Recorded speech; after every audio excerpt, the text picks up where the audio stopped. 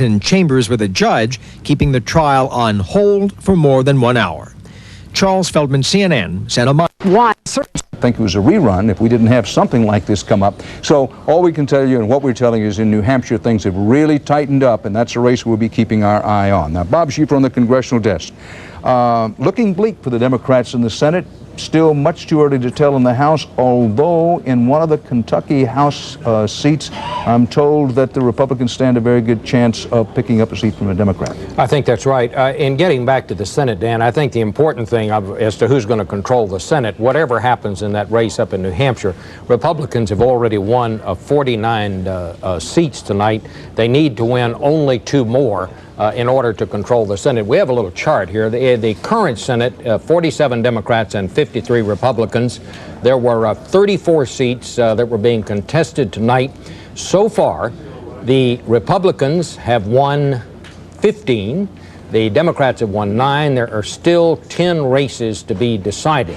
But again, that brings the Republicans up to 49 seats. All they need is 2 more. And in Alaska, Ted Stevens, the veteran Republican senator up there, looks like a slam dunk. He has only token opposition. So basically, the Republicans have already won 50 seats in the Senate. They need to win 1 more of 9 to keep their majority in the Senate. I can't imagine they're not going to do that. So that leaves the open questions. Does Bill Clinton, or does he not, get above 50% of the total vote in the country? That's going to be decided in the states out west where polling is still going on. One reason why anybody who lives in the west or any place in the state where the polls are still open, your vote is so important. Whether Speaker Newt Gingrich and the Republicans retain control of the Congress is also in the hands of voters in the states where the polls have not yet closed. With 22% of the precincts across the country reporting, this is the way the popular vote looks. It may or may not be these percentages near the end. One thing we're watching, does Ross Perot or does he not break into double digits? Does Bob Dole or does he not finish above 40%? George Bush did not finish above 40% in the last presidential election, you will recall. What may be hanging the balance here, voters sometimes give a split decision. It could be that that's what's going to happen tonight, that the Democrats will get the White House, the Republicans will retain the Congress. And keep in mind, if the Republicans retain control of both houses of Congress, this will be the first time in a very long time that the Republicans have, in succession, won control of the Congress in 2 successive elections. So all of that is hanging out there in the balance. Well, it's no secret when it comes to political advertising. Some candidates and their consultants live by the credo, never underestimate the power of negative thinking.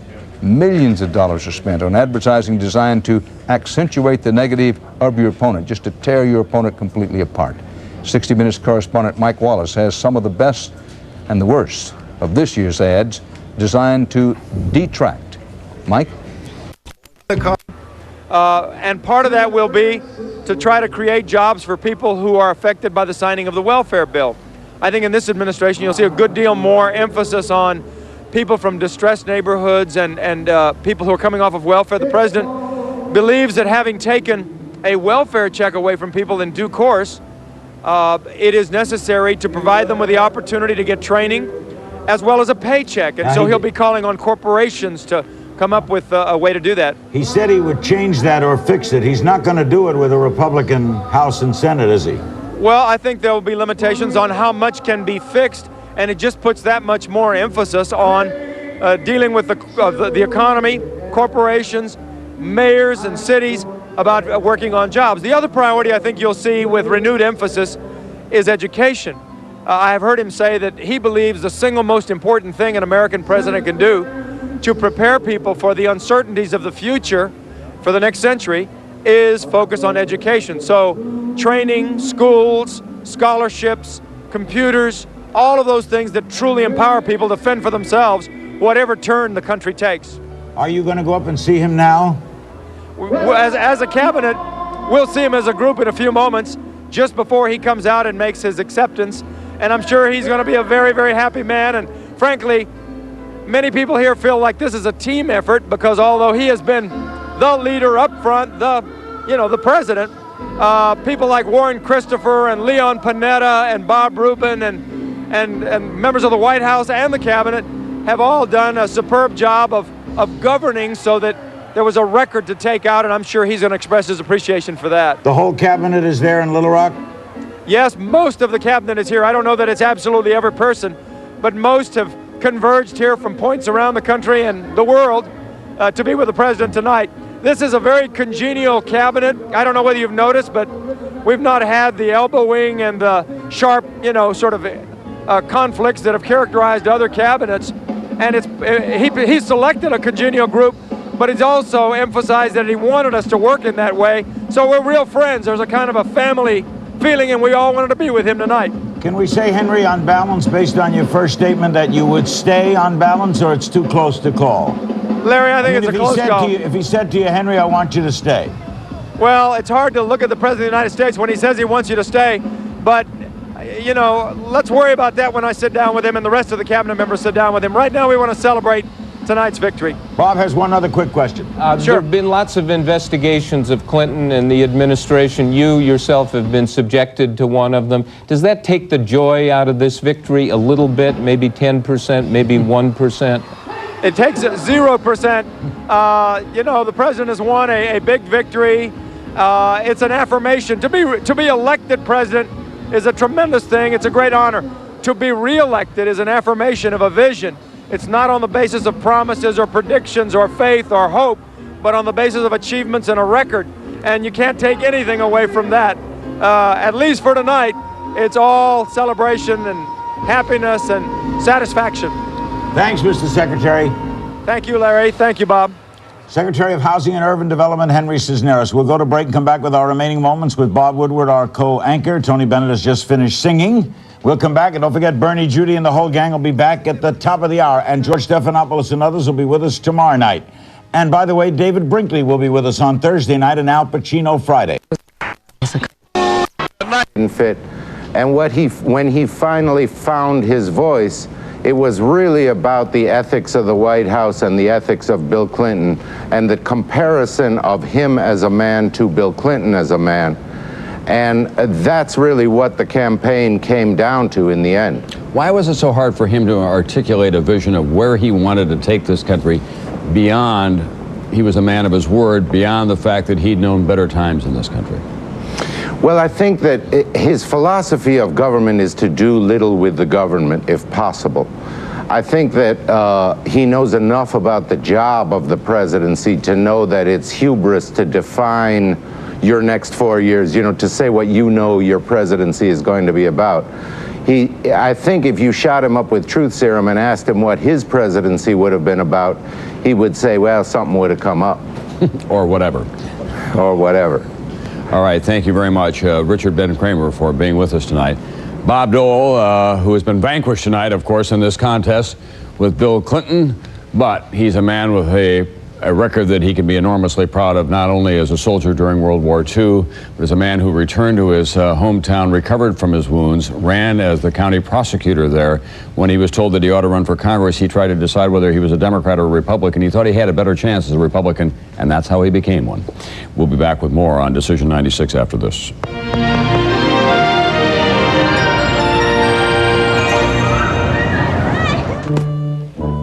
If you're traveling on business, the Quality Executive Room is a great place to follow the campaign.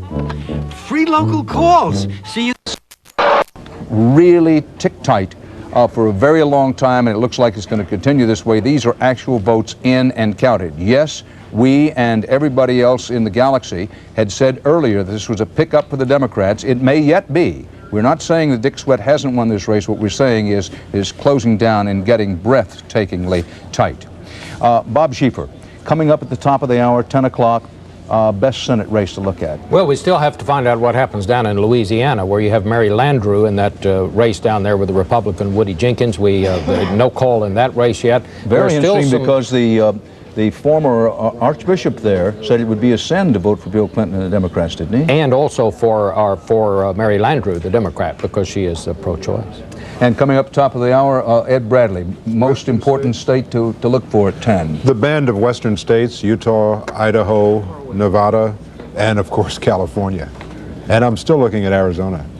Gubernatorial races? West Virginia. It has been running neck and neck. We're going to see if Charlotte Pritt, who attached her candidacy to the president, actually benefited from the coattail Very effect. good race, because West Virginia is deciding whether to send its first woman to the governorship ever, or to send the oldest governor, bring him back, a governor who was governor way back in the 50s. And he happened to be the youngest governor ever to serve when he was elected in the 50s. And if he wins tonight, of course, he would, as you just said, be the oldest. And then later on in the evening, we will find out whether the first American of Asian heritage is going to be made a governor in Washington State. We have the referenda in California, the referenda on, for example, affirmative action out there. The polls are still open in California and so many of the western states. Let's pull up our map again, because I want to show folks where all those states in black still have the polls open, and we urge you to go out and vote. Right now, we urge you to listen to Harry Smith on the cyber set. Harry? Here you go, Dan. We told you a little while ago about Bill Clinton's success with women voters, with Bill Clinton's success with younger voters. Let's take a look right now at how he did with seniors. Oh my, 50% of the seniors, these are older Americans, 60 and older, voted for Bill Clinton. A lot of people thought Bob Dole would have connected with these folks. He did not. And that's part of the reason for the Clinton success. Dan? Closings at the top of the hour. Stay with CBS News, because at the top of the hour we'll begin to get a little bit better picture of how big Clinton's win is going to be.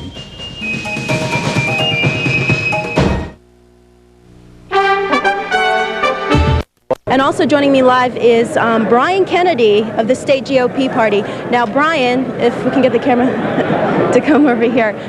We just found out from the AP that Bob Dole has conceded. Your reaction to this news? Well, obviously we're disappointed that Bob Dole didn't win the presidency. You know, give him credit, though. He made tremendous gains in the last couple of weeks as he waged this nonstop campaign. We had a great rally last night, and it's looking like he eventually closed the gap to about 5 points, but it just wasn't enough. Maybe if the campaign had gone for another week or two, he would have been able to overcome it.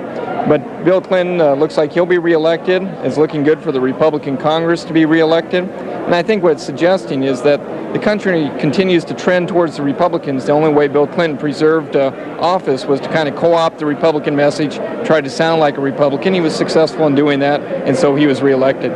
Okay, thanks a lot. Brian Kennedy of the state GOP party. Of course, we are still waiting to hear about results from the U.S. Senate race and the 4th Congressional District race. Reporting live from the Hotel Fort Des Moines, back to you. All right, thanks very much, Elaine. And of course, Tom Cox, the flip side of the coin, he's with the Democrats. I guess they're probably a little bit happier, to say the least. He's at the Embassy Suites Hotel in Des Moines. Tom, what's the word from Democrats? Now, I'm sure they're happy about But in addition to that, the freshman extremists gave him an opportunity to switch the focus back over onto compassion and domestic issues. And he did a good job of that.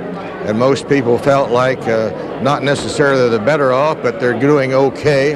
And foreign issues were not worrying them this time. And it was just built for a re-election. Okay, former Congressman Neil Smith, thank you very much for joining us this evening. Things are just getting hopping here at the Embassy Suites Hotel. We want to throw things over to my colleague, Jeanette Trumpeter, and she has some first-time campaign workers with her. Take it away, Jeanette. Well, I tell you what, Steve, as you can see, the crowds are filing in. We're starting to get a big crowd here at the Embassy Suites, and hate to brag, but I will. They're all gathered around the CBS monitor watching the results come in. Right now, I have 4 girls here from Valley High School. Real quickly, let me get your names. Michelle Sidwell, Nikki Jones, Jana Liepa, A little too early to tell. We should know in about 10 minutes.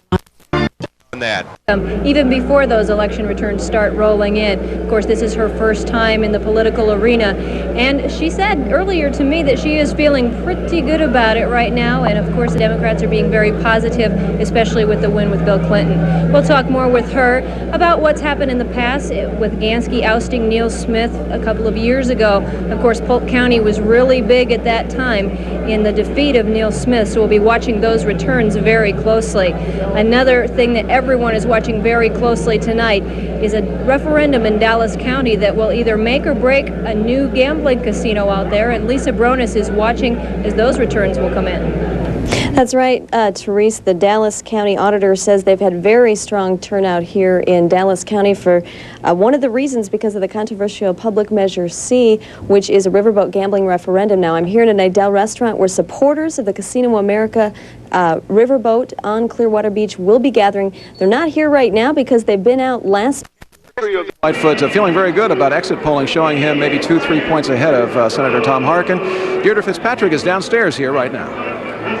Steve just did arrive just a few minutes ago through these doors. He headed straight for the elevators into a hotel room upstairs where he will watch for those results to come in. Probably running a campaign is something doctors would not recommend for Greg Gansky. He's been having a tough time recovering from encephalitis. His wife, Corinne Gansky, joins us now. You are a doctor. What do you think about all of this? Well, I mean, the optimal would be that he'd have time to rest, but he doesn't. He needs to get this done, and after tonight, we'll have a time to rest. You guys did this as first-timers 2 years ago. What's different tonight with the experience you've had? Well, we know a little bit more what to expect just with the evening. I think that our mood's generally upbeat, but the fact that he's had the illness and the decreased energy makes the mood of the evening a little bit differently. He's having to struggle a little bit to make up for the fact he's really been overworking for the last 3 weeks.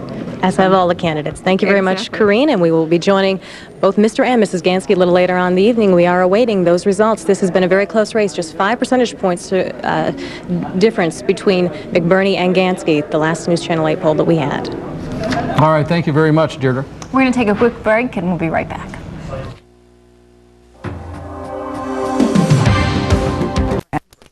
Celebrities and a whole lot of excitement. Stay with us. Finally, Ross Perot in Dallas is keeping an eye on what's happening at Perot Choate headquarters, and when he speaks to his supporters there, you'll see it live on this network. Next is a telephone call from Durant, Oklahoma. Go ahead, please. Yeah, I'd like to comment. A gentleman called in a while ago from Arlington, Texas, suggesting Hillary Clinton would be here in just a few moments after the top of the hour. If you don't see a projection for the Harkin race or some of these congressional races, that shows you that we may be here a while. Note that the national popular vote is 48 to 43 Clinton, yet the Electoral College vote, which really counts, is 282 to 83. So don't read a big Clinton win on the national level Electoral College-wise to have any relation to these state races, because the popular vote is very close, 48-43. That's a close race. And that's a pet peeve of yours, the Electoral College. If we could change things tomorrow, this would be the first to go. That's right. All right. Thank you, Jeff. Well, thank you for joining us, and we will be back at the bottom of the hour to bring you early returns.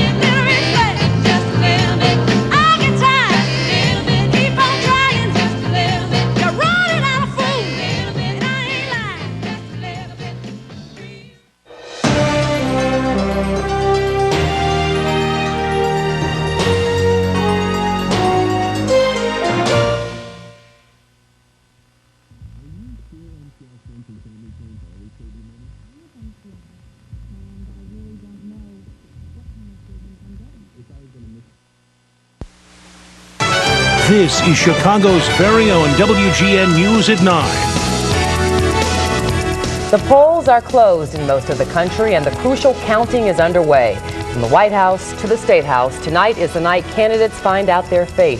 Election night often is a night of surprises when every vote counts.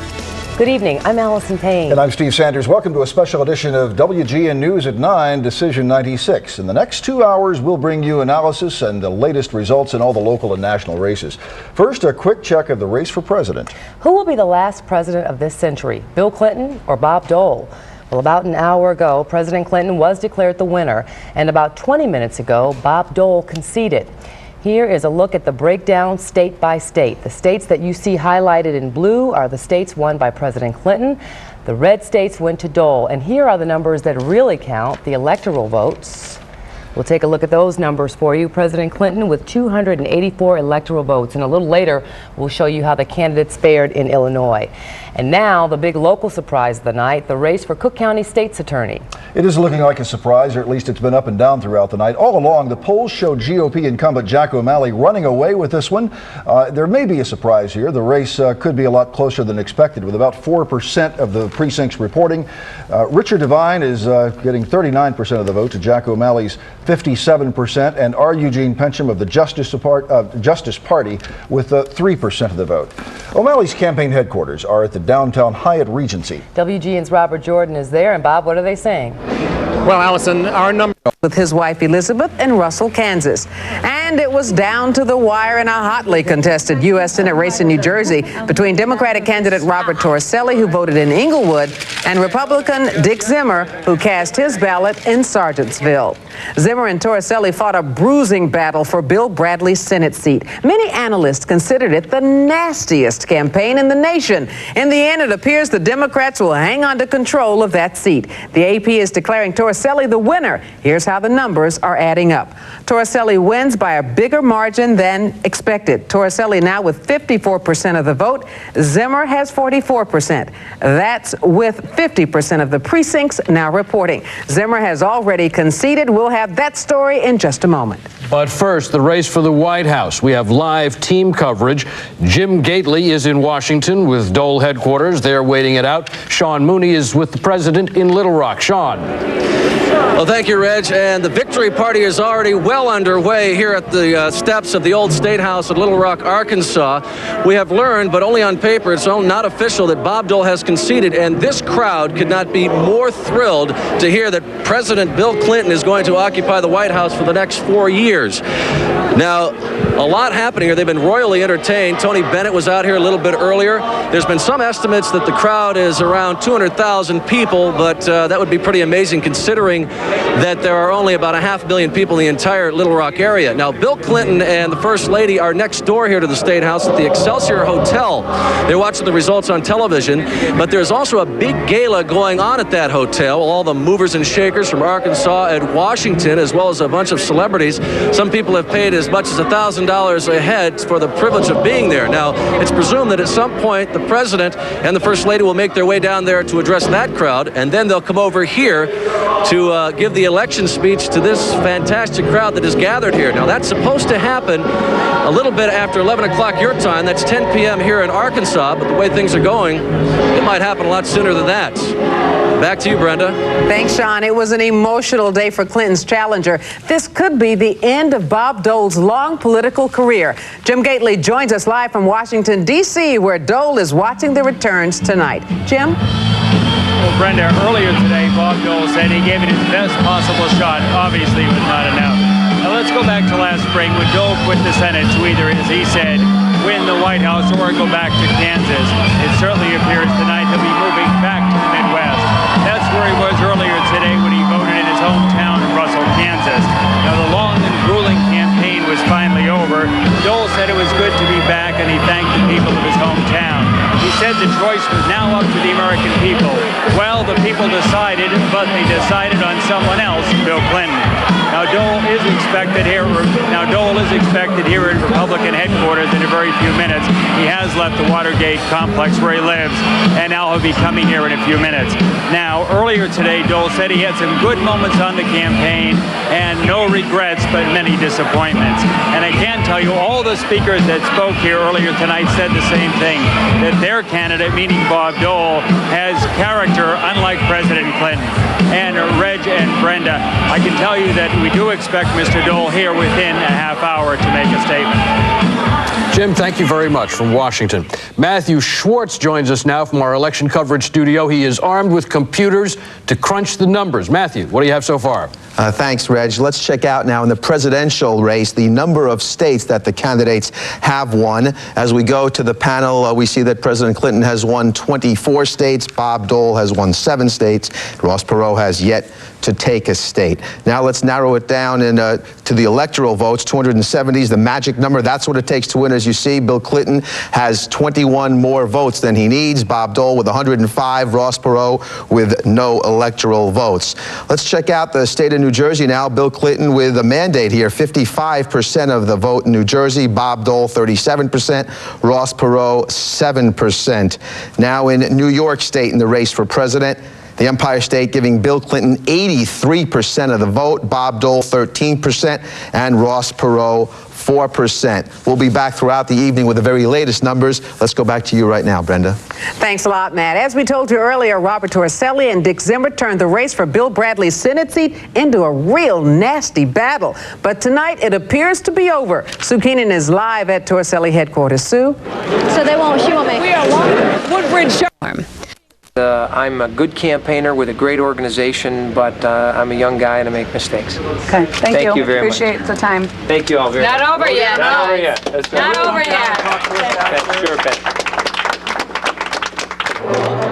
Now, one Salvi strategist told me earlier in the evening that their tracking polls had him trailing Durbin by just 5% on Wednesday, and then later in the week came the Jim Brady gun dealer gaffe, if you will, when Salvi misidentified Jim Brady, President Reagan's former press secretary, as a gun dealer, when in fact it was another Jim Brady. Sort of an omen here tonight, if you will. A couple minutes ago, one of Salvi's supporters was up on stage trying to get the crowd roused with a chant of V-I-C-T-O-R-Y. He consistently misspelled victory. Reporting live, Randy Salerno, WGN News. So no concession just yet, Randy? Not yet, no. Okay, Randy, we'll check in with you later on tonight. Thank you very much. It is one of the most coveted seats in Congress this election, the 5th district seat once held by Democrat Dan Rostenkowski. Tonight, Democratic challenger Rod Blagojevich is declared by the Associated Press the winner over incumbent Republican Michael Flanagan. Blagojevich will now represent the city's northwest side and some of the northwest suburbs. And we can take a look at the numbers now. Rod Blagojevich with 61% of the vote. WGN's Jackie Bang and Muriel Clare are covering the 5th congressional race. Muriel, you are with the incumbent. What's going on there? Well, it will either be a celebration here tonight or a wake. Rod Flanagan has not thrown in the towel yet, and there's no indication that he will, but his campaign manager is here with me, Tom Seraphin.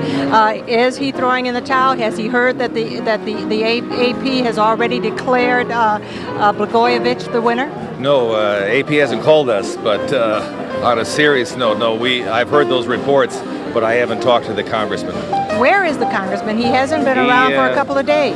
Well, no, he's been in the field for the last 2 days. In fact, yesterday he had a news conference where many people attended. And today he was out in the field working with campaign workers, getting people to the polling place himself, and at the same time following up alleged election fraud incidents.